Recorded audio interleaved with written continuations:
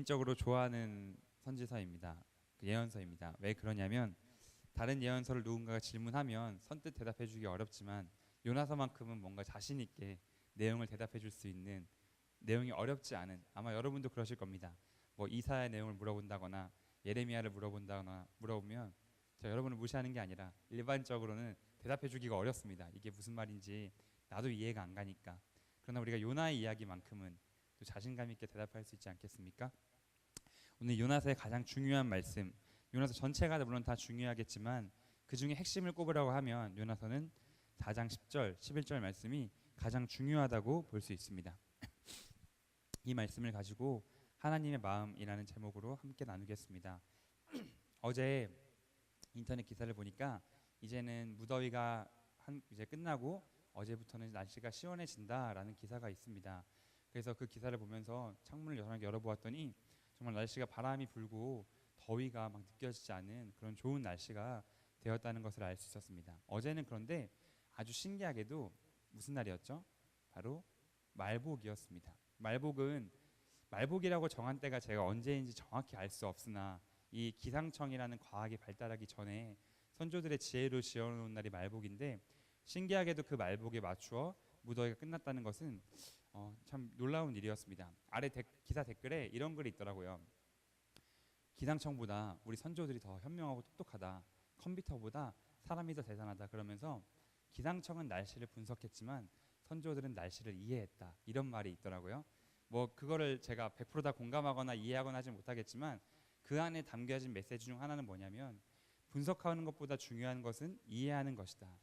무조건 보고 분석하는 게 아니라 그것과 하나 되어서 그것을 이해하는 것이 더 중요한 것이다. 그 댓글 안에서 그런 진리를 발견할 수가 있었습니다. 생각해보니 우리가 무언가를 분석하는 것은 사람에게 굉장히 익숙한 것입니다. 다른 사람들을 볼 때 저 사람은 어떤 사람일 것 같아. 어떤 사람의 행동을 보면서 저 사람은 이럴 거야. 이렇게 분석하는 것, 우리에게 익숙한 일이죠. 그러나 실제로는 이 분석보다 이해가 우리 삶에서 훨씬 중요한 것입니다. 예를 들어 볼까요? 우리가 연애할 때 이성을 알아간다는 데 있어서 그 사람에 대한 정보를 알고 그 사람을 분석하는 것보다, 스킬들을 배우는 것보다 중요한 것은 그 사람을 이해하는 것입니다. 제가 예전에 TV에서 본 적이 있는데, 인터넷에서 본 적이 있는데, 제가 남자니까 이제 여자와 대화할 때 중요한 화법 중 하나가 뭐냐면, 혹시 여기 계신 남자분들은 또 도움이 되실지도 모르겠죠. 긍정의 주기라는 화법이 있습니다. 여자 이제 자매분께서 얘기한 거를 이제 그대로 되받아 주는 겁니다. 응, 맞아. 그래. 이렇게. 그래서 이거를 배운 사람이 글로만 배워가지고 그거를 지식을 습득해가지고 여자와 대화하는데, 여자분께서 이런 말을 할 수도 있죠. 나 요즘에 너무 살찐 것 같아. 그래서 배운 대로 응, 맞아. 그래. 이렇게 하면 어떻게 되죠? 아주 끔찍한 일이, 상상하기 싫은 일이 벌어지게 되겠죠. 이거는 분석은 잘했지만, 여자에 대해 분석을 하고 했지만 중요한 것은 이해를 하지 못한 겁니다. 그 여자분의 마음은 그래, 나에게 이렇게 긍정해 주길 바라는 마음이 아니라 그거를 부정해 주기를 바라는 마음. 아니야, 넌 예뻐. 뭐 너가 제일 날씬해. 모르겠는데 하여튼 잘 모르겠지만 어쨌든 뭐 이런 이해해 주기를 바라는 마음이 그 안에 있는 건데, 이게 긍정해 주기, 그냥 분석만 하고 나니까 실패하고 만 것입니다. 우리는 여기에서 우리 성경을 바라볼 수 있는 중요한 관점을 또한 얻을 수가 있습니다. 이 성경은 우리가 분석하고 연구하는 것보다 중요한 것은 성경을 이해하는 것. 다시 말하면 하나님을 분석하고 하나님에 대한 지식을 쌓는 것이 아니라 중요한 것은 하나님의 마음을 알고 이해하는 것이 중요하다라는 것입니다. 우리 한국 사람들은, 외국은 제가 모르겠어요. 외국 사람이 아니라 한국 사람들은 분석하는 것에 굉장히 능합니다. 아까 말한 것처럼 사람도 분석하지만 우리가 공부할 때도 그러지 않습니까? 어떤 시를 볼 때 시를 그대로 느끼고 이해하기보다는 시를 보면서 분석하죠. 한 절 한 절. 이건 무슨 단어일까? 뭐 엄마야 뭐 어디 뭐 강변 살자. 이 시의 화자는 강변을 사랑하는가 보다. 어릴 때 시골을 자랐나 보다. 뭐 이런 등등의 분석을 하곤 하는데, 자라면서부터 학교에 성장하면서부터 분석하기에 익숙해졌습니다. 그래서 지식을 습득하는 것에 강박강력을 가질 만큼 굉장히 중요하게 여기고, 무언가를 느끼고 이해하기보다는 분석하고 습득하는 것에 더 많이 큰 강점을 가지고 있습니다. 그러다 보니까 성경을 볼 때에도 여기에서 하나님 마음을 찾는 것보다 이 지식을 습득하고 이것을 분석하는 것이 훨씬 더 익숙한 것이 바로 오늘날 우리의 모습이라는 것입니다. 안타깝게도 그러나 분석으로는 하나님을 사랑할 수는 없습니다. 하나님의 마음을 알아야 사랑할 수 있는 것이지, 우리가 누군가를 그 사람에 대해 분석하고 듣는 것으로 사랑되는 것이 아니라 그 사람의 마음을 알고 느낄 때 사람을 사랑할 수 있는 것처럼 성경을 통해 하나님을 사랑하는 것 또한 마찬가지입니다. 우리가 잘 아는 사람 중에 그 도올이라는 사람이 있죠. 도올이라는 사람은 성경을 굉장히 잘 아는 사람입니다. 그 사람 TV 프로그램을 몇 번 본 적이 있는데, 물론 말도 안 되는 주장을 하지만 단순한 성경의 지식만을 가지고 본다면 저의 몇십 배는 뛰어나게 잘 아는 사람입니다. 그럼에도 불구하고 제가 개인적으로 느낄 때에는 그분은 하나님을 잘 알지 못합니다. 하나님을 알지 못하고 하나님을 이해하지 못하고 하나님을 사랑하지는 못합니다. 그저 성경에 대해 잘 알 뿐이지, 성경을 분석하고 지식을 가지고 있을 뿐이지 하나님을 사랑하지는 못하는 사람이었다라고 볼 수 있습니다. 오늘 우리가 성경을 통해 읽은 말씀은 요나서의 이야기인데, 요나가 하나님을 사랑하지 않았던 것은 아니지만 요나 역시 하나님에 대한 지식은 많이 가지고 있었고 하나님을 잘 알았지만 하나님의 마음은 알지 못했던 사람이지 않을까, 이렇게 생각해 볼 수 있습니다. 요나서의 배경을 보면 니느웨, 당시에 이제 아수르라는 거대한 강국의 수도였는데, 이 강국이 너무나 죄를 많이 지어서 하나님이 이 땅을 멸하기로 하셨습니다. 그런데 멸하기로 하셨지만 우리 하나님 잘 알다시피 멸하는 데 취미를 가지신 분이 아니라 구하시고 용서하시고 회개케 하시는 분이 바로 하나님이시죠. 그래서 한 명의 선지자를 택하십니다. 그 택한 사람이 바로 요나죠. 아주 중요한 사람입니다. 이방의 하나님 말씀을 전하는 선지자로, 이 문서 선지자 중에서는 처음으로 택함을 받은 사람이기 때문에 굉장히 중요한 사람을 세웠겠죠. 요나는 하나님의 선지자였습니다. 성경이 요나를 선지자로 말하고 있고 요나는 하나님의 뜻을 명확히 듣는 사람이었습니다. 우리만 하더라도 당장 가는 게 문제가 아니라 이게 가는 게 맞는지 안 맞는지 그것도 어렵지 않습니까? 요나는 정확히 하나님의 뜻을 알았고 하나님의 말씀대로 니느웨로 가려고 하진 않았지만 결국 회개하고 하나님 앞에 진실되게 회개하고 니느웨로 가게 됩니다. 그래서 거기에서 요나의 선포 내용을 보면, 니느웨 사람들아 너희 성읍은 멸망하고 말 것이다. 정확하게 하나님의 뜻을 알았던 사람, 정확하게 하나님의 말씀을 들었던 사람, 그래서 하나님의 말씀을 그대로 선포합니다. 그러나 그는 하나님을 정확하게 알았음에도 불구하고 하나님의 마음은 알지 못했습니다. 하나님의 말씀, 메시지, 이 성경의 내용은 알았으나 그 안에 담겼던 하나님의 마음, 어떤 마음이었는지는 알지 못했죠. 하나님의 마음은 어떤 마음이었습니까? 우리가 읽은 본문 말씀, 이 성에는 내가 어찌 아끼지 아니하겠느냐, 내가 이 성을 아낀다. 내 마음은 너에게 메시지를 선포하는 것은 이 성의 멸망이었으나 나의 속마음은 이 성을 아끼는 것이 나의 속마음이다. 요나는 그것을 몰랐죠. 그래서 요나의 행동을 보면 그 큰 성읍, 성경 기록으로는 사흘 동안 걸어야만 다 걸을 수 있는 성읍, 3일 꼬박 걸어야 되는 성읍인 것이죠. 그러니까 엄청 큰 성인 거예요. 그런데 거기를 딱 반나절만 돌면서 이 성 멸망할 것이다. 그러니까 성에 거의 한 6분의 1 정도 돈 건가요? 6분의 1만 돌고 나서 망할 것이다 하고 산에 올라가서 더 이상 말씀을 전하지 않습니다. 그러니까 하나님 마음 몰랐던 거죠. 하나님은 그 성이 멸망당하지 않기 위해서 그 성을 회개시키기 위해서 보냈는데 요나는 그 마음을 모른 채 그냥 멸망만 당하면 되지, 전하기만 하면 되지 하고 전하고 그냥 끝냈던 사람, 그 사람 바로 요나인 것이죠. 요나의 일은 그의 행동과 상관없이 그가 한 일은 굉장히 위대한 일이었습니다. 하나님 말씀을 선포하는 일이었고, 그걸 듣고 이제 니느웨가 말도 안 되는 회개를 하죠. 동물들까지 전부 다 옷을 기어 입혀가지고 다 금식하며 회개하며 하나님께 용서를 받습니다. 요나의 선포 덕분에. 반면 요나는 이렇게 위대한 일을 행하고도 하나님께 책망을 받는 것이 바로 오늘 성경의 본문입니다. 놀라운 일을 행했지만 하나님의 마음을 알지 못했기 때문에, 성경은 잘 알았지만 봉사도 많이 하고 하나님의 일도 많이 했지만 정말 위대한 일을 했지만 하나님 마음을 몰라서 하나님께서 책망할 수밖에 없었던 사람, 그 사람이 바로 오늘 성경에 나오는 요나라는 사람입니다. 처음에 말했듯이 가장 중요한 것은 무엇이냐, 이 성경을 대할 때, 우리가 하나님을 대할 때 제일 중요한 건 지식을 얻는 것이 아니라, 우리가 분석하는 것이 아니라 하나님의 그 마음을 아는 것, 그것이 정말로 중요한 일이다 할 수 있습니다.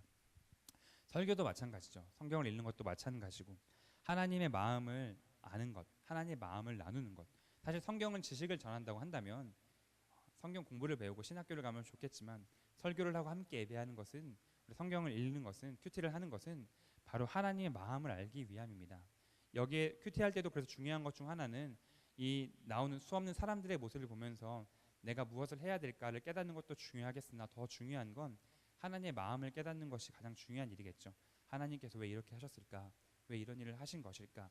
내가 어떤 행동을 해야 될까 이전에 하나님 마음을 먼저 여쭤보고 먼저 헤아려 보고 그 하나님 마음을 통해서 내가 일을 하는 것, 그것이 정말 큐티의 본래의 목적이기도 하고 또 설교와 성경 읽기 모든 것의 본래의 목적이기도 합니다.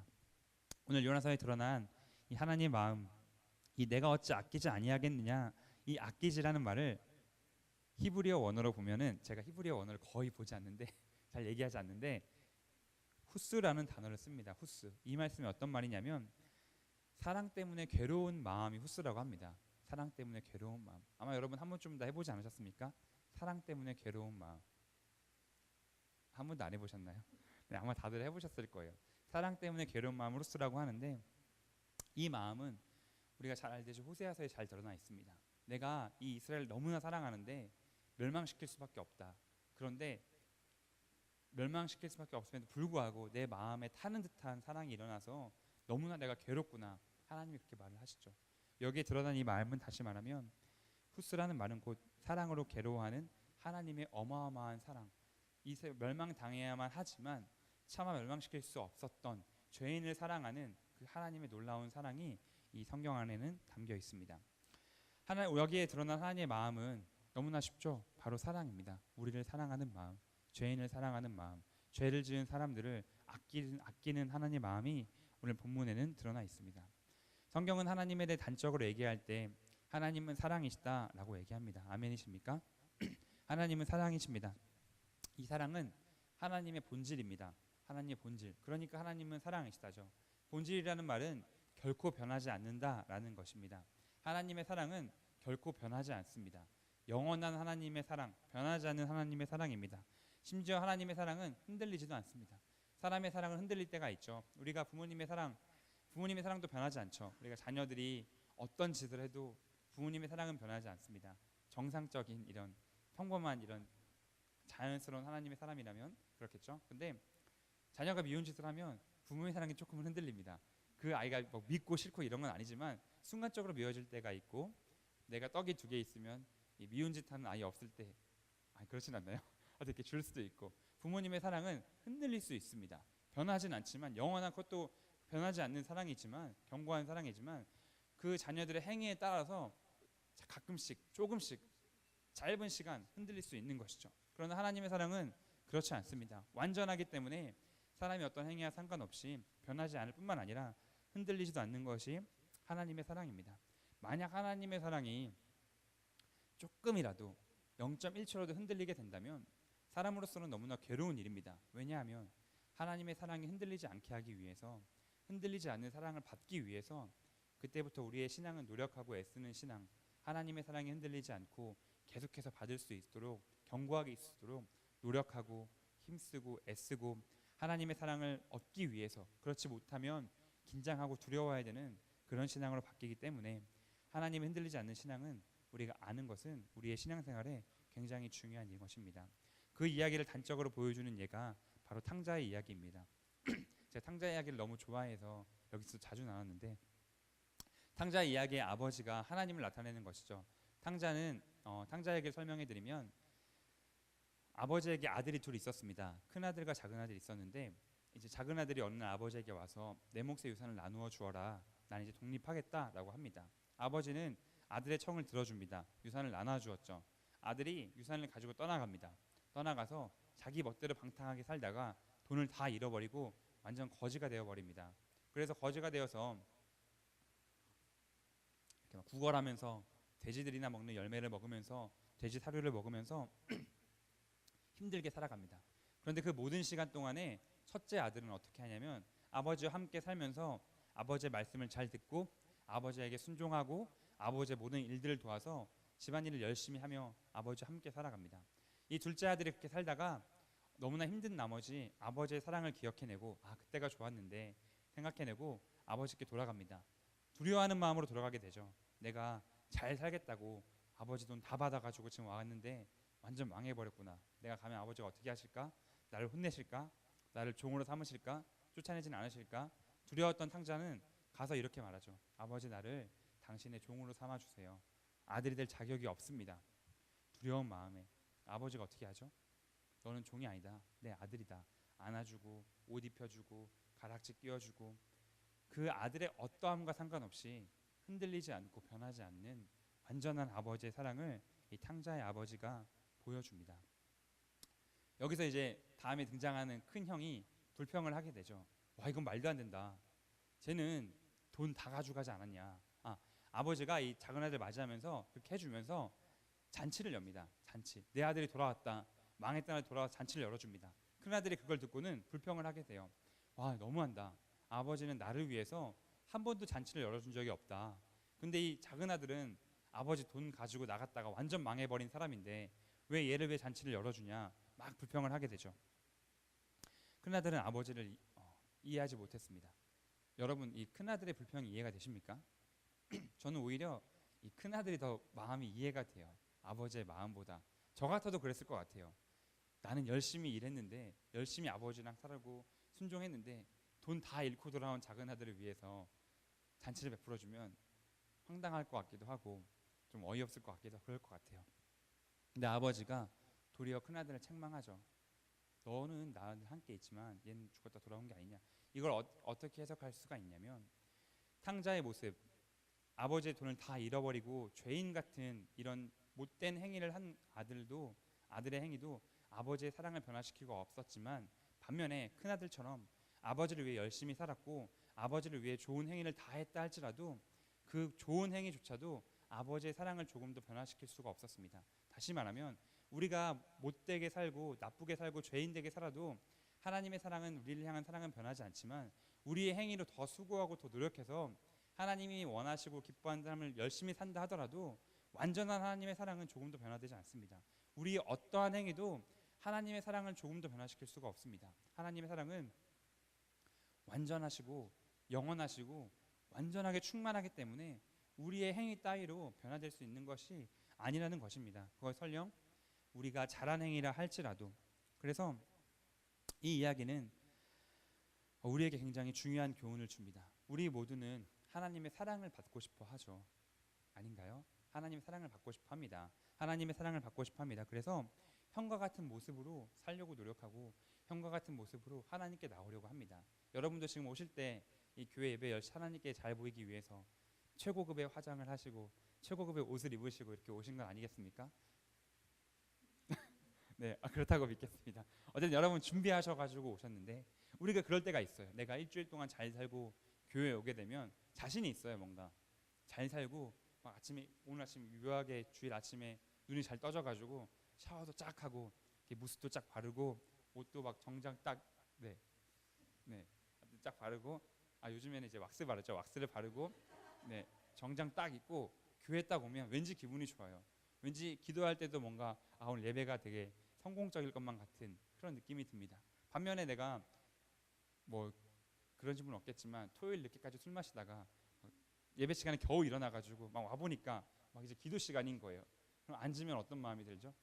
주여, 나는 죄인입니다. 망했다. 이런 마음이 들죠.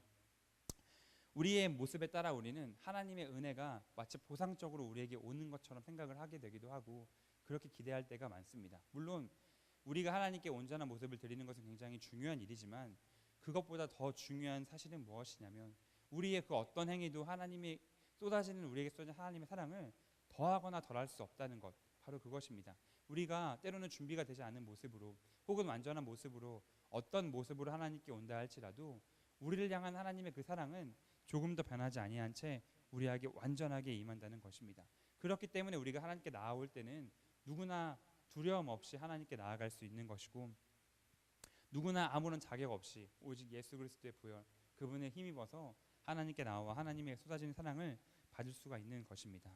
오늘 이 성경 말씀, 요나서 말씀을 4장 10절 말씀을 한 번 더 읽어보겠습니다. 4장 10절 한번 읽어볼게요. 여호와께서 이르시되 내가 수고도 아니하였고 재배도 아니하였고 하룻밤이 났다가 하룻밤에 말라버린 이 박넝쿨을 아꼈거든. 이 말씀 안에 니느웨를 하나님이 어떻게 생각하시는가, 또 그리고 우리를 하나님이 어떻게 생각하시는가, 그 마음이 잘 기록되어 있습니다. 내가 이 박넝쿨에 대해서는 수고하지 않았다, 재배하지 않았다라고 합니다. 이 말은 무엇이죠? 바꿔 말하면 니느웨는 하나님이 수고해서 만든 거라는 것입니다. 니느웨는 아무리 악해 보여도 아무리 죄를 지어도 나의 손으로 만든 것이다. 그리고 내가 키운 것이다. 니느웨를 향한 하나님의 마음입니다. 자녀를 낳고 자녀를 키우다 보면 또 우리가 자녀로 자라나다 보면 우리 부모님들을 볼 때 자녀의 모든 잘못을 부모님들은 자녀의 탓으로 여기지 않습니다. 다 자기 탓으로 여기죠. 내 탓이다. 자녀가 잘못된 것은. 때로는 TV에서 보면 자녀가 죄를 짓고 뭐 영화 같은 데서 봐도 자녀가 뭐 죄를 짓거나 영화는 극적이니까 뭐 살인을 하거나 범죄를 했을 때 그 부모님들의 반응을 보면 얘는 잘못 없다. 나를 잡아가라. 내가 죽일 놈이다. 뭐 이런 얘기들을 많이 하는 것을 볼 수 있습니다. 니느웨를 향한 하나님의 마음. 이 땅이 너무나 악하지만 이 땅, 이 악한 땅도 내가 내 손으로 만든 거다. 내가 키운 거다. 이 땅을 용서할 수 있다. 이 땅은 잘못이 없다라고 하나님은 그 마음, 이 성경 안에서 하나님이 외치고 계시는 것입니다. 그리고 이것은 우리를 향한 하나님의 마음이기도 합니다. 니느웨와 같은 삶이 바로 우리의 삶이죠. 하나님을 알지 못한 채 우리 멋대로 살았던 삶. 그런데 하나님 우리에게 하시는 말씀은 한 가지입니다. 내가 너를 심판하겠다. 내가 너를 없애버리겠다. 이 말씀 물론 성경에 기록되어 있으나 그 말씀 안에 들어있는 오늘 요나를 통해 경고하실 때 그 안에 들어있는 이 말씀, 내가 아무리 악한 삶을 살았고 내가 아무리 많이 짓는 죄인 같은 삶을 살았어도 너는 내가 만든 사람이다. 너는 내가 키운 사람이다. 너가 아무리 비참해도 너는 나의 자녀다라고 하나님이 분명하게 말씀해 주시는 것입니다. 그렇기 때문에 우리의 모든 죄에 대한 책임을 하나님이 가져가시는 것이죠. 하나님이 우리를 만드셨으니까, 하나님이 우리를 키우셨으니까, 하나님이 우리의 아버지시고 우리의 어머니시고 우리의 부모님이시기 때문에 우리의 모든 잘못을 가져가시고 우리 대신 하나님이 우리를 죄 없다고 말씀해 주시는 것입니다. 그 방법이 바로 예수 그리스도였죠. 그 부모의 그 마음을 그대로 닮아서 예수 그리스도를 이 땅에 보내주시고 그분의 십자가에 못 박으면 하시는 말씀이 너의 모든 죄는 내가 가져갔다. 너의 잘못이 아니라 너를 낳았고 너를 키웠던 나의 잘못이기 때문에 너 대신 내가 십자가의 몫을 박노라. 넌 이제 죄가 없다. 너는 의인이다. 그것을 성경에서 하나님 우리에게 끊임없이 말씀해 주셨습니다.